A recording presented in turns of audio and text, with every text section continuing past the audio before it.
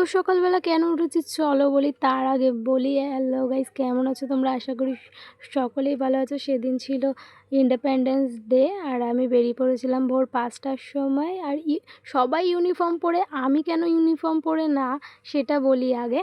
কারণ হচ্ছে যে আমাকে রাত্রেবেলা আমার ফ্রেন্ড ফোন করে বলল যে সিনিয়র বলেছে যে তাড়াতাড়ি করে একটা নাচ প্র্যাকটিস করে নে, অন্তত অল্প ছোট করে, কারণ তোকে করতে হবে। সিনিয়র বলেছে, না করলেই নয়। তো আমি এই কারণে ইউনিফর্ম পরে যাইনি, আর সকলে ইউনিফর্ম পরে গিয়েছিল।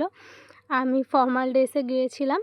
তারপর প্রথমে আমাদের ফ্ল্যাগ উত্তোলন হলো, তার আগে জাতীয় সঙ্গীত হয়েছিল, তারপর একে একে প্রোগ্রাম শুরু হলো, সবাই প্রোগ্রাম করেছে। আর আমি এই ফার্স্ট টাইম সিঙ্গেল পারফর্ম করেছি।